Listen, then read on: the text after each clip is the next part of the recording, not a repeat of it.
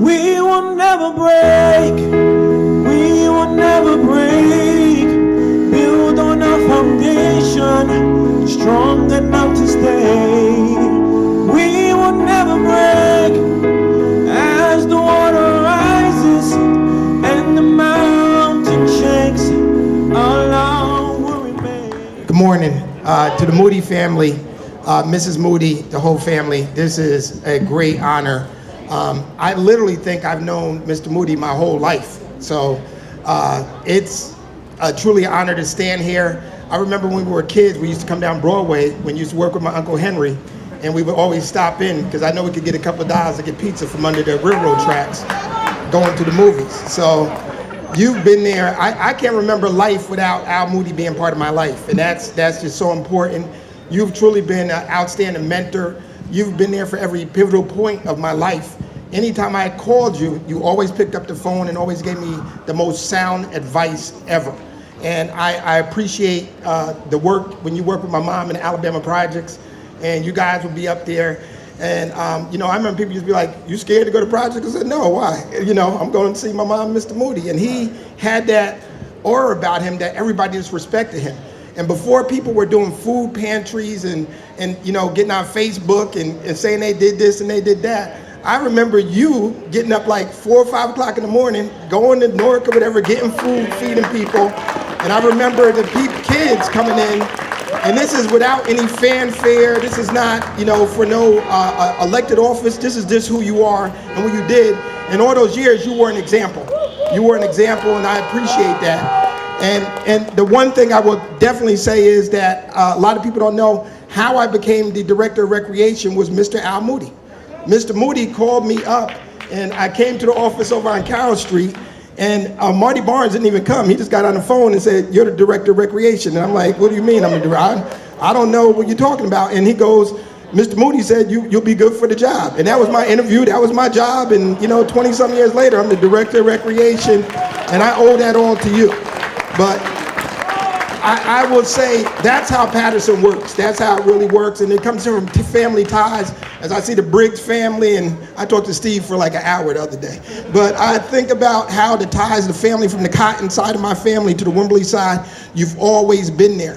But more importantly, as a father, you and Henry Baker showed me how to be a father. Not no ifs, ands, or buts. I learned my roots of being a father from you guys. When I had problems with my kids early on and issues that I had to ask, I didn't call the doctor, I called Mr. Moody. And that's what it's all about. And the one story that I will leave you with is Mr. Moody. The impact is my second son, he just learned at a different pace. He did things a different way. And we called him Moose. And and Jarrett is now getting ready to graduate college in May with a 3.4 GPA. And I can tell you this, I didn't need a psychiatrist, I didn't need a doctor, I needed Mr. Moody. I called up, I said, "Mr. Moody, I don't know what's going on with this boy, but we need some help." And he did this or whatever, no medication, no nothing. He did his thing his way, and he's getting ready to graduate now in May. And that's Mr. Moody's work, that's your work. And even further, my wife was a teacher from out of town, came here, and his wife mentored my wife as a teacher. So family ties are the Moody's. This is not big enough. If we had a Mount Rushmore in Patterson, Al Moody is on that Mount Rushmore of Patterson. So God bless you. God bless the family. I see Wheezy down there.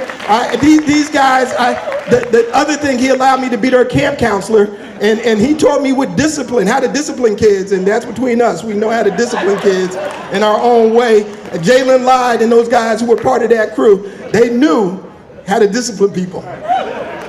And never got a charge, Mr. Moody, so I'm doing okay now, so I'm retired. God bless you, thanks. First and foremost, thanks, Zatiti. Number 2, we call him. His name means put things together, so I'm absolutely proud of him for putting this all together for our father. Dad, Mom, we are very proud of you for all that you continue to do for not just us, but for the greater community of Patterson.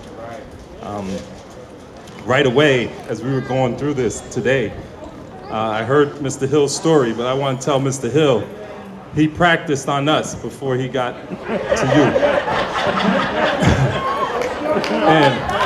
and those of you who got some of the tough times with Al Moody, he practiced on us. But for real, to us, it started for me at the age of 1.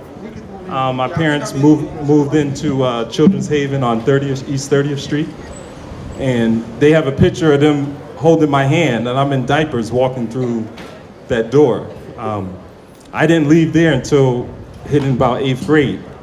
And so that's where the idea of where some of you raise your own kids have to teach them to share. When they taught us to share, it was more about sharing them. And knowing there's some of our brothers from Children's Haven, they're here today too. They taught us how to open our hearts and minds to know that we had more than just 2 brothers. We had hundreds. And so they all called them mom and dad, as much as I know. And so that to me was the foundation of understanding family, understanding what we needed to do, and then the idea of hard work. We had a lot of times we cleaned up lots throughout this community. There was huge. I see Taleb over there shaking his head, right? I mean, we were in a bunch of empty lots, cleaning lots, and putting in the hard work. I definitely was the mischief of the family. I got into a lot of trouble. My boy Rock can talk about it right there. And so part of that was the discipline that he did show us. I didn't get it at the time until I had my own children. And we were in the midst of it. And I came back and I said, Dad, you know, I'm helping out in Boston with kids on the baseball team. And I said, Dad, you know, hold on. I was thinking all those years we were with Mr. Lyde, Mr. Baker, a number other, Mr. Muckle. I asked him, were you guys getting paid for all that work you did in the coaching? We were at every park that we can be. He told me no. And so that was the first realization that it took more than just thinking about how much money you were going to make, how much you're pouring into other people. And that's where the start of it. I took those lessons with me in Boston, and I'm working in Broxbury, Dorchester, Mattapan, and Boston. And so working with students and the same things that you guys are feeling, I believe we have to put it into the kids too, up there, no matter where we are. And so for me, I'm thankful for all the hard work that you and Mom have put into us and the rest of the community. It shows itself.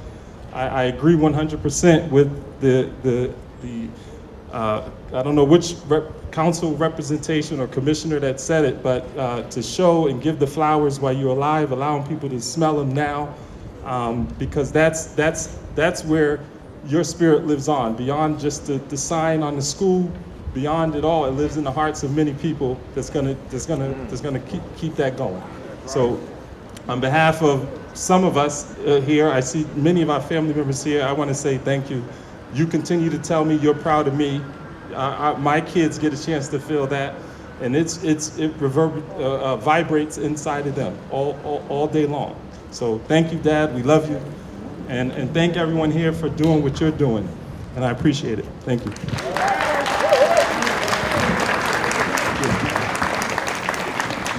Thank you very much, Luis. Okay, I'm going to offer my words at this time. I would like to offer words of gratitude to you, Dad.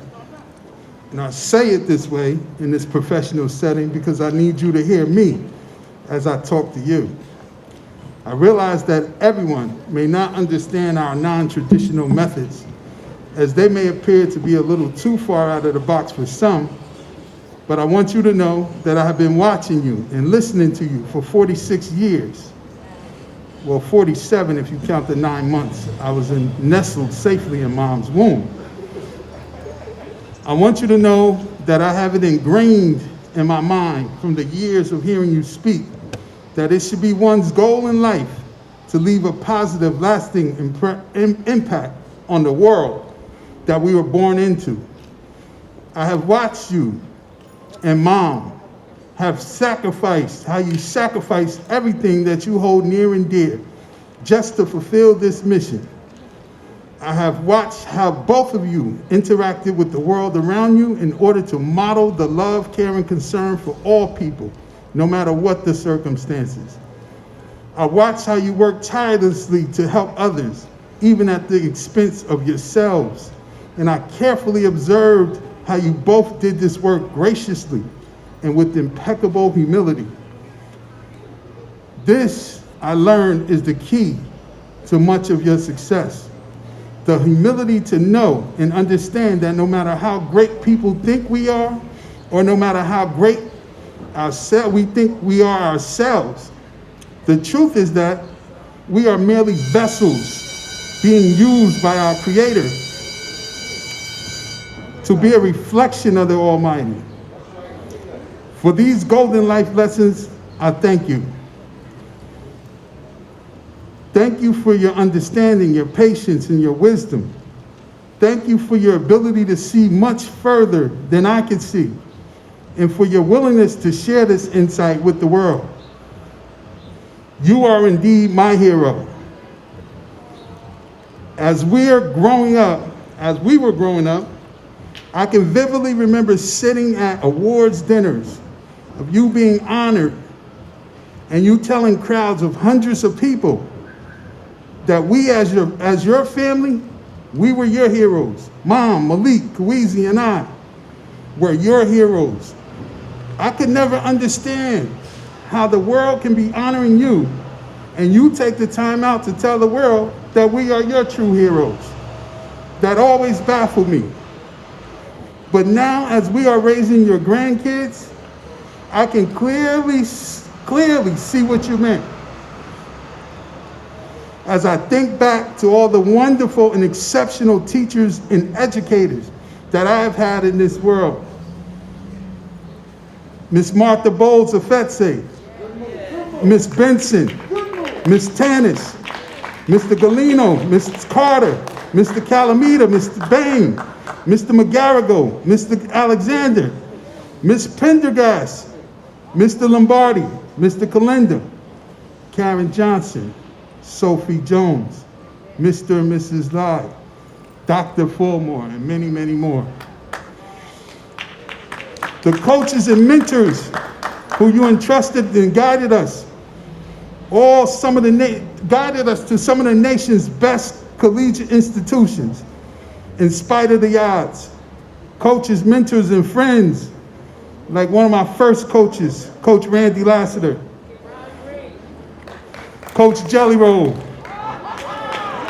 Coach Jimmy Salmon, Coach Benji Wimberly, Coach Donald Davis, Coach Barry Rawson, and your good friend, Mr. Henry Baker Sr., who shared the value system of the Nguza Saba in order to truly help build a beloved community. Over the years, I realized that you were strategic in a way, as you were deliberately putting us in some extra tough environments, knowing that that if we can make it through here, we can make it anywhere. Raising us in a group home with 11 boys under one roof, sending us to our neighborhood schools, and sending us to the legendary Eastside High School under the leadership of Principal Joe Clark.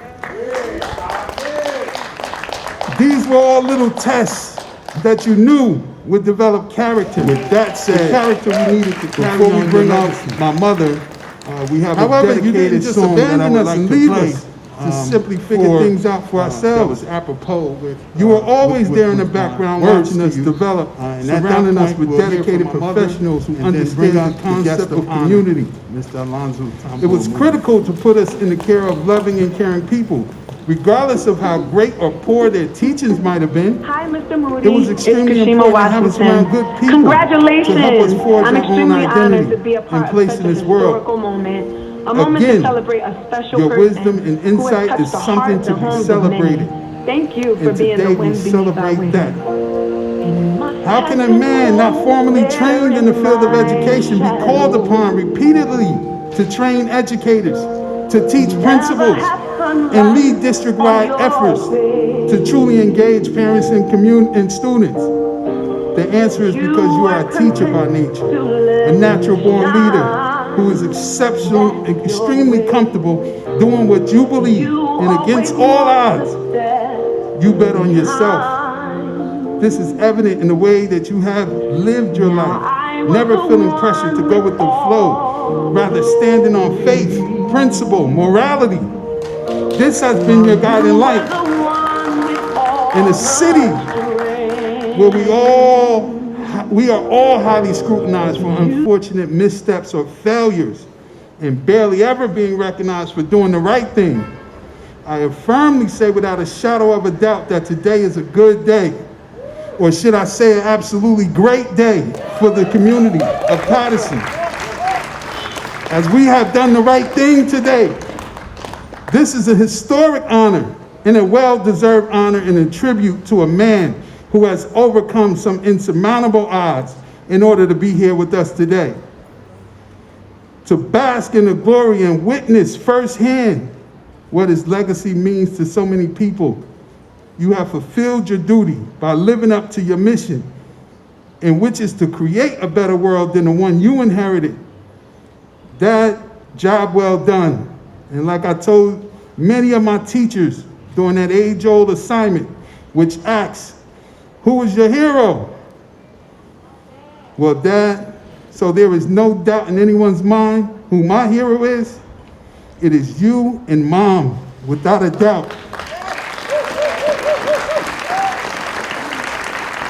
You are both superheroes. Smell your roses and live your life knowing that you have been a good and faithful servant. Love you. We want to hear first from my mother, the rock of our family, who raised 11 boys in the household as the only female in the household. Strong men. We love you, Mom. We love you.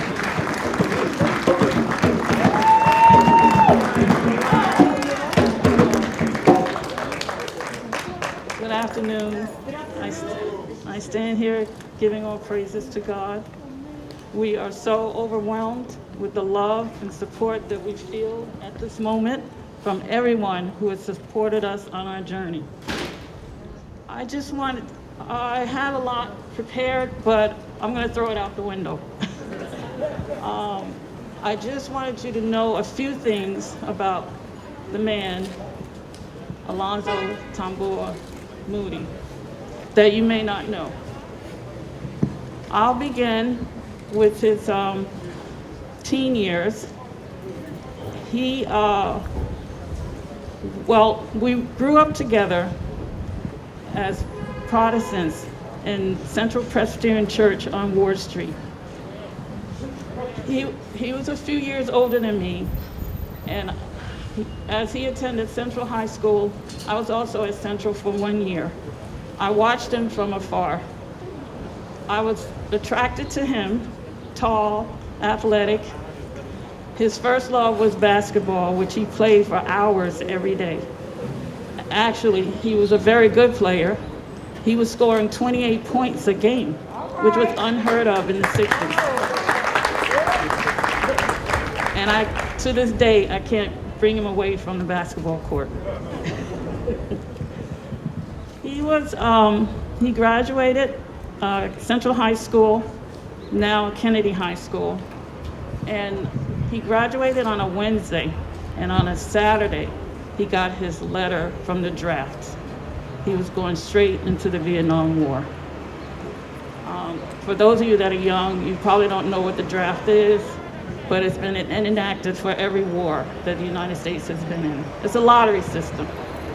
Men ages 18 to 25, they had to register with Selective Service, and then they were called upon. I can't imagine what his family felt when he was drafted so quickly.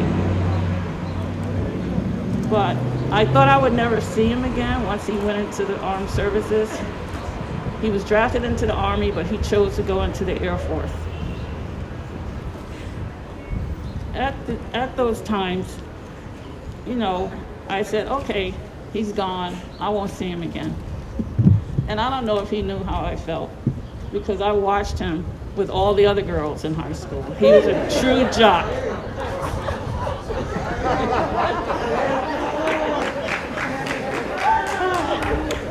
But his years in the service, one of those years, he had a chance encounter with Stokely Carmichael. Stokely Carmichael was there at one of the universities to speak to the Black Student Union. And he pulled Alonzo to the side, I think it was Destiny, and he said, "Brother, have you read the autobiography of Malcolm X?" And he replied, "No." He said, "Don't you know what's happening on the mainland in the United States? You know, our people are fighting." And he said, "Will you promise me that you'll read the autobiography of Malcolm X?" And he did. And that set him on a road to being an activist in his own right. In the early 1970s, 1970, we married. We married in the church that we grew up in. And our wedding was not unlike coming to America. It was an African-inspired wedding. And people, I guess, were curious to see what this wedding was like. But we also did the Christian vows as well. But we wrote our vows. And I guess it was something in him and in me that said, you know, we have to make things better. We vowed to our congregation that we would use our abilities and our energy to make our community a better place to live. And that has stuck with us. Even after we married as a young couple, we had our first child, Malik, and he wasn't even a year old. And we began to travel to Newark, to the Committee for Unified Newark, under the auspices and leadership of Imamu Amiri Baraka, known as Leroy Jones. If you know him, he was a prolific writer, poet, activist, and we liked what was going on in Newark. So we represented the cadre from Patterson. There were cadres all over Philly. We were all studying Kawaida and philosophy of African ways to build and thrive. And with that in our back pocket, we began to work in other ways. We would meet in Neighborhood House on Graham Avenue. It's my husband and I and some friends that have probably, most have moved away. Where? Oh, yes. And we felt that only way for Black people to make any progress in this country was to unify. The first principle of Kwanzaa, Umoja. And we began by looking at politics. We supported John Bell, who ran for mayor, didn't win. We supported Martha Gold's Efese, who's a great educator, who built a school here in Patterson to the 3rd grade. Excellent school. Our 3 sons attended that school, and she's listening and watching now because we talk frequently. She moved to her home in the South. But with her blessings, you know, we wanted our children to have the best of everything, the best in education, the best in social skills, you know, the best in their commitment to do better and to make their community better, just like their mother and father. I think we kind of succeeded, didn't we? Yes, yes.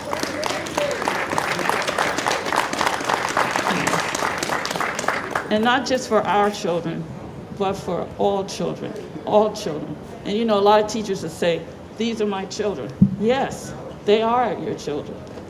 And we decided to, which we didn't know when we got married, that there was a children's haven home here in Patterson for abandoned, abused, and neglected children. Our church, many were on the board, they started this home. And if you want to know about diversity, all you had to do was come to Children's Haven. We had children of every nationality, every race, and they worked in harmony. And it wasn't an easy place to live because we expected much of them. We had chores, you know, we had rules, negative and positive consequences, and my husband will probably say more about that. And these men who are saying they will work to death, well, I told my husband, don't you know there are child labor laws that exist? They would get up at 5 in the morning in the winter, yes, and go shovel elderly people's homes before they went to school. Don't run for office because who would they call? Moody. We have all our flyers. Moody, can you get these out into the community? Sure. He was very regimented in what part of town the kids were dropped off at this point. They had to pick him up at the other point and be finished before time to go to school. I think it taught them character, and they were paid. So we said, you're paid. So what are you going to do with your money? We taught them to save at least 50% of their money. And many of the children that left us left with a big bank account. And they, it was just training for life. That's what we did with them. And our place was the happening place in Patterson, because a lot of children would come visit, and we had to call their parents. They've been here for 3 days, don't you want them back? And the girls, because it was a home for boys, as Mrs. Cotton knew, our friend Cecile Dickey, if any of you remember her, her name is on Head Start Education Building on the east side. Fierce educator, fierce advocate for early childhood education and Head Start. And she, we miss her very, very much. But she was right. You have to start the kids early with their learning and give them a chance to get ahead. So, she said to my husband and I, and our children at this time were 6, 3, and 1 years old. And she called us up. She said, we need house parents, we need foster parents for this group of children. And then my husband came to me. Now, I'm working full time. He says, you think we can do it? And I said, what are you talking about? He says, well, this is our chance. And I said, yeah, you're right. We always said if we lived with the children, we gave them love, we gave them structure, it would mean a whole different trajectory for their life. And I said, okay. So here we are in tow. We come to Children's Haven. My husband was very revolutionary. He had this big afro. He had the dark shades. I have my afro, my African clothing, and the staff, they're like, who are these people? But, once they got to know us, they know that we meant business. And Kawisi was not even a year old when we went into Children's Haven. And it was a home for boys and girls, but we told them, absolutely not boys and girls, because now DYFS, Division of Youth and Family Services, want to place preteen and teenagers. So of course, naturally, we had sons, so we said, no, there must be boys. And they agreed with us. And we were only supposed to be there 2 or 3 years. The psychologist that interviewed us said, if you make 2 years, that'll be great. We stayed 12 years.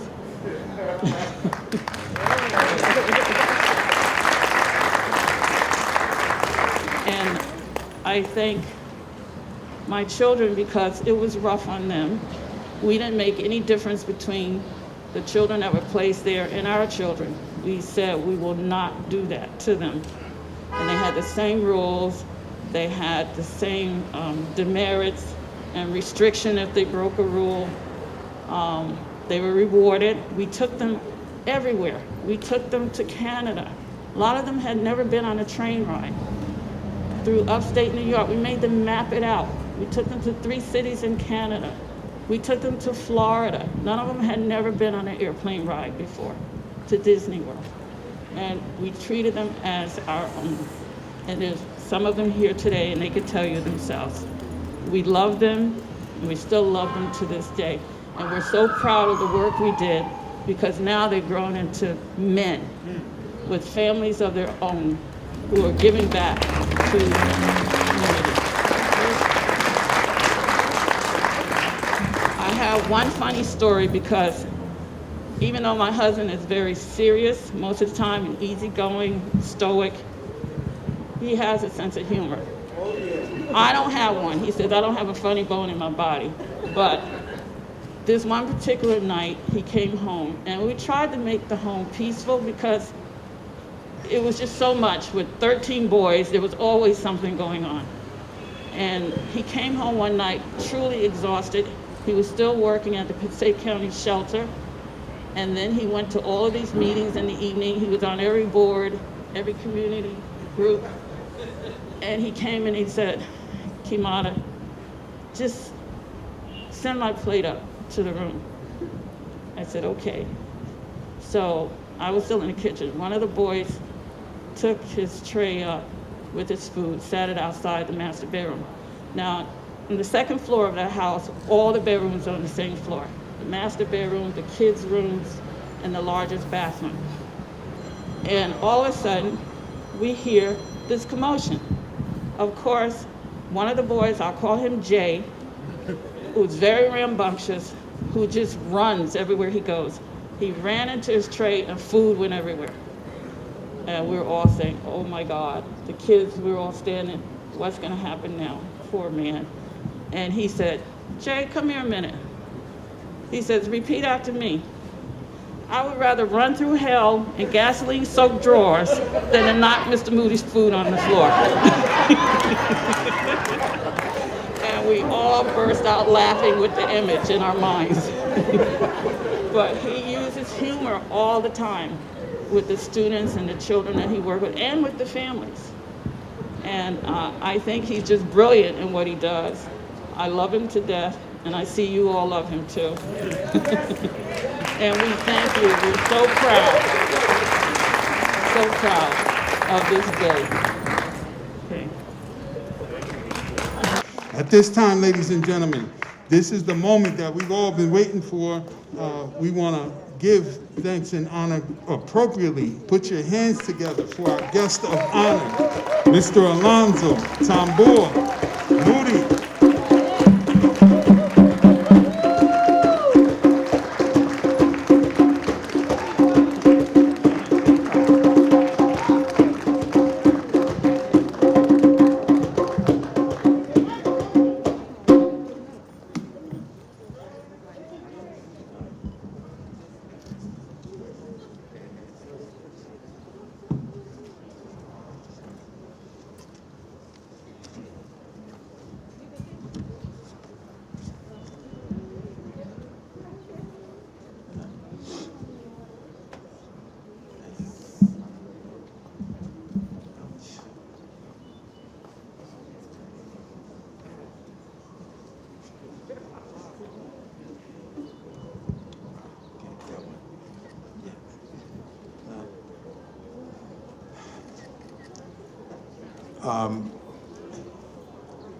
Good afternoon, everyone. I am extremely, extremely humbled by all this. And I just can't thank you. I want to thank everyone, all of you who are out here.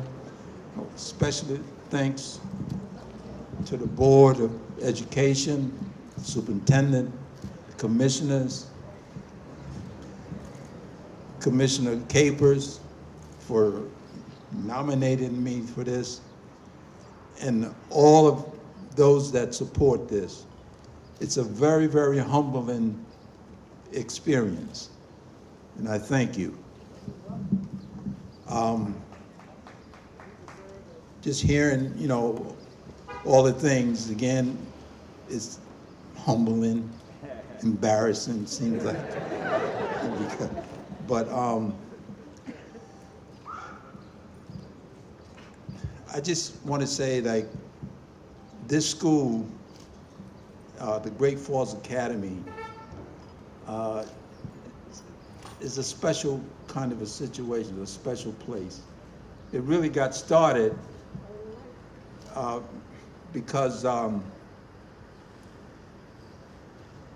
We started a program called the Total Lifestyle and Support Program. That was designed and developed to reduce the number of juveniles that was being sent to prison, to Jamesburg. Schools, it really got kicked off in 1986, but in '85, the Supreme Court under the Chief Justice Walentz had directed the counties to develop programs to reduce the number of juveniles that were being incarcerated. And during that time, Passaic County led the state in the number of commitments to the state home for boys and girls the last 13 out of 15 years. Passaic County was sending more kids to jail than Essex County. We were sending double the number that Essex was sending, and it was a tremendous amount of kids going to jail.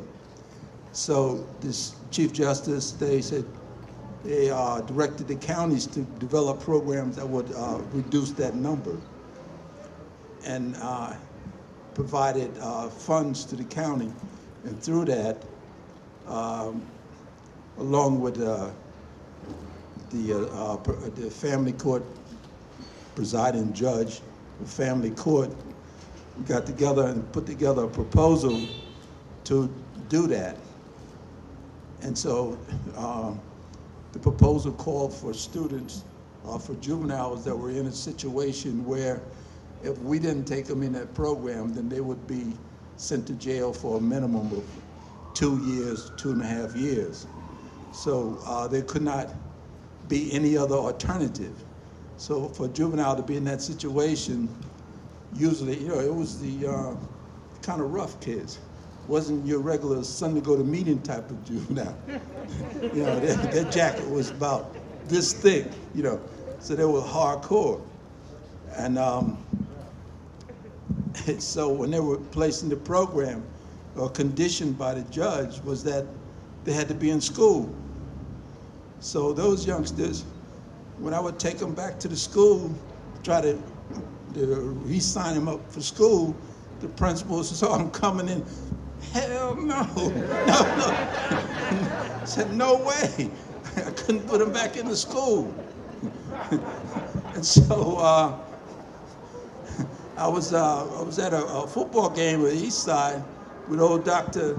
Napier, and we were talking, and I said, Doc, I can't get the kids back in school.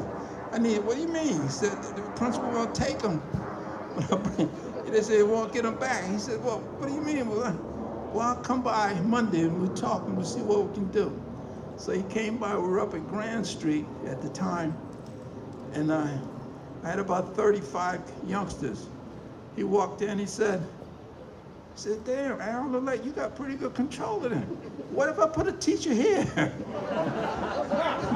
don't care how we do it, Doc, they need to be, we gotta be them in school. And so he sent a teacher there. And then, young white, first teacher was a young white woman from Montclair. I had a room full of thugs. So certainly she wasn't gonna manage them. But she didn't have to manage them. We managed them. All she had to do was teach. And so she happened to be a great teacher. So I had 35 kids, or 32 kids. Every kid is on a different level. So she had to teach all of them. So she did an excellent job, and that was the beginning. And as we proceed, and they saw that, so it was working, so they ended up making a whole school out of it. So by 1986, we had our staff to get going with it, and it continued. Now, the other interesting thing about Great Falls Academy, all the service providers to these youngsters, we reached out and pulled them together from, from the family court to the prosecutor's office public defender's office, probation department, diapers, the schools again, the other social service agencies that might be involved, the housing authority, the police department, everybody played a part. And we put everybody on the page, so every entity, whenever they had interaction with the kid, they were saying the same thing. So we're all saying the same thing to the youngster. I think that's what made it more effective. Usually kids don't, adults have a hard time getting kids to listen because what I learned is that everybody's saying something different. So they don't know who to follow. Who should they follow? So they don't follow nobody because everybody's saying something different. So I learned that then we that are providing those services, we have to get on the same page and we have to say the same thing. We have to be saying the same message, and that pulls them in. And the kids, they don't care how firm you are, they got a problem with how fair you are. So you could be as firm as you need to be. If you fair, they buy into you. And they support you and they follow you, and that was a key behind that. But so the overall goals of the school was like, in addition to teaching the 3 R's, reading, writing, arithmetic, right? The school decided to focus on decision making. Because, that's the basis, your decision, and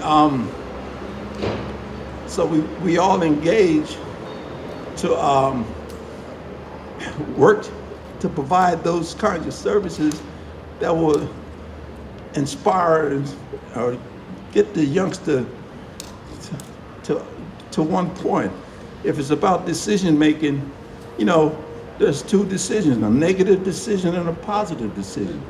Well, we want you to make positive decisions because, the results, you make a decision, there's a consequence. So if you make a negative decision, there's going to be a negative consequence.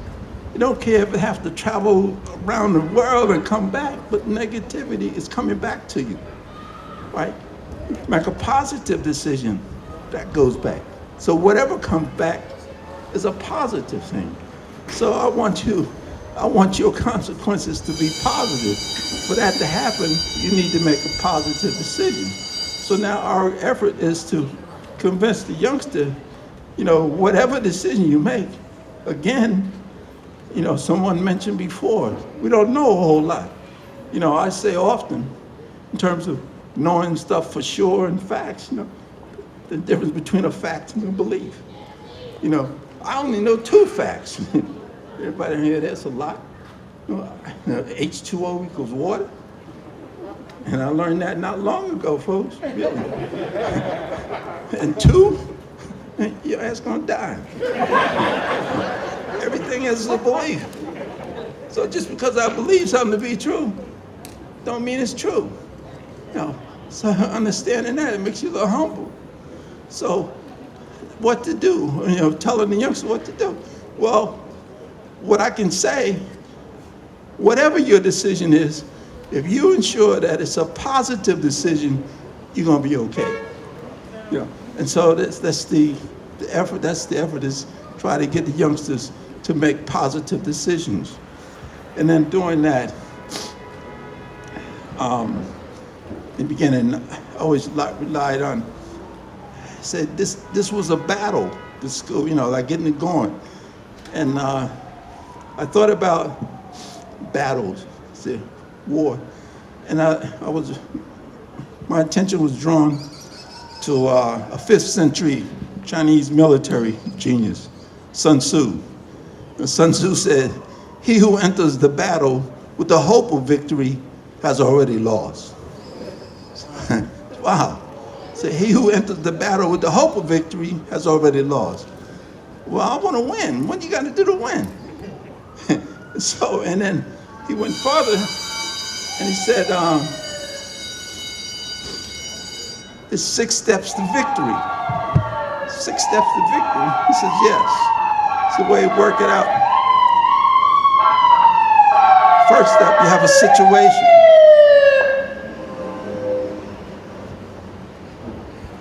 6 steps of situation, analyze, facts, analyst, plan, win. So what does that mean? So first thing, you have a situation. The next thing you do is that you analyze that situation. Third thing you do is gather all the facts around that situation. Then you give it a second analysis. And then you develop a plan. And then he says, then you win. You don't say you go battle, he said, then you win. Right. So if you follow these steps, then you win. And that's the whole thing, you follow those 6 steps and you win. So this battle, or say Great Falls Academy School, was a battle. And followed in Sun Tzu, we win. And so say to the staff and teachers, it's continuous. This is a battle. You want to win, follow 6 steps, And I'm just so proud the kinds of stuff that come out, and the folks, the stuff that they contribute and do, is so humbling. And that for all the participants, all the clients, all the students, all the staff, just so humbled and appreciative. And I want to thank all of you again for standing out in all this cold and all this time for this people. So thank you so much. Thank you. Good pleasure. Thank you very much.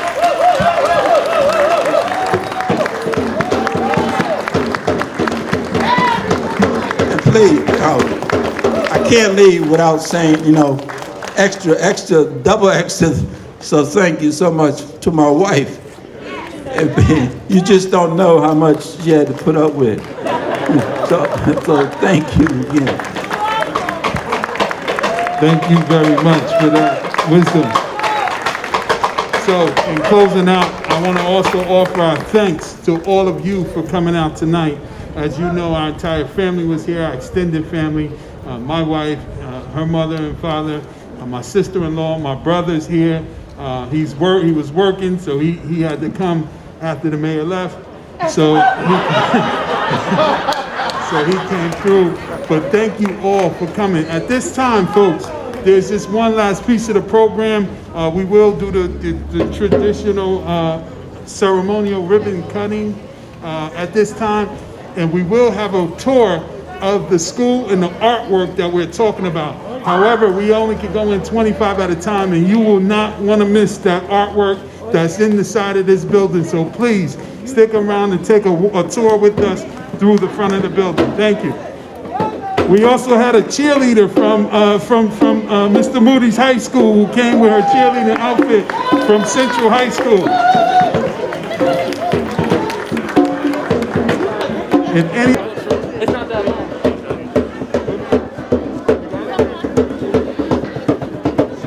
You might have to do a look. He's right here.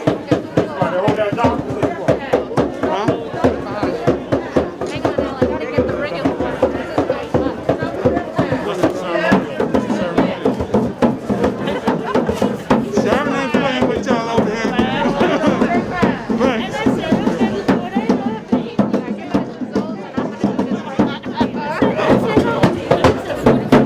All right, folks. All right. Ready? 1, 2.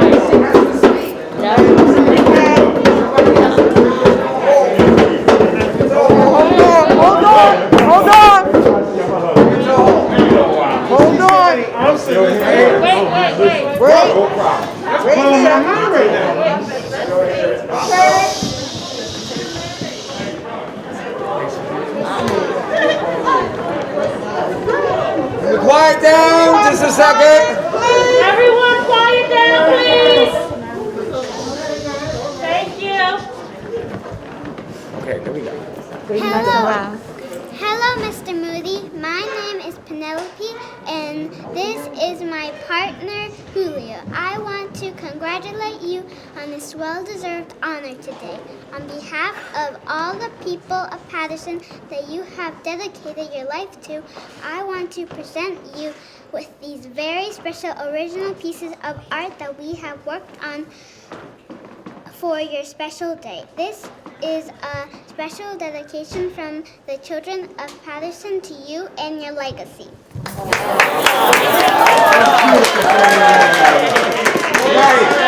right, the first one, ladies first. Mom, we're gonna go ahead and unveil this piece for you. That's your piece. Go ahead, Julio. Let them get over there before you pull it. Wait. Wait, hold on. Wait. Go ahead, Dad. Get over there. Let him get. All right, guys. Come here. Get over here, baby. You get over there. You get there. Let me hold that. 2, 3.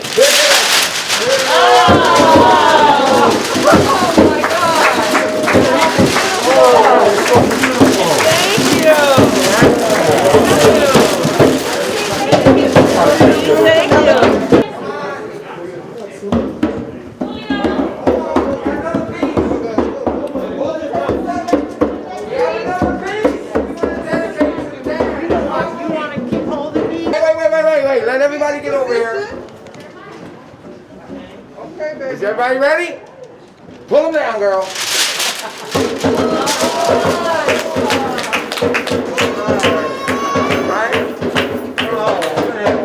Outstanding. Go give her a hug. Yes. Give me the paper. Go give her a hug. I want to show you this is our counseling suite. Thank you. Thank you so much. Get that picture. Mom, that's right there. All right. Come on. Take a picture. There you go. Everybody. This wall is a representation to the powerful legacy that Al Moody, Tambua Moody, has left in the city of Patterson. We are so honored to be here in the school named after him with the excellent teachers and other staff and the principal Moody, who are running a great program to change the lives of these students, who many find challenging, but these staff members and teachers and my husband, we wanted to make life better for them also. Thank you. Give it to Mr. Moody. Mr. Moody, just thank everybody. Whatever. Again, I just want to thank everyone involved with making this thing possible. I'm so deeply humbled by this. I just can't stop thinking and appreciating and expressing my gratitude for all of this. It's extremely humbling, and I want to thank everyone who's involved in this. Thank you.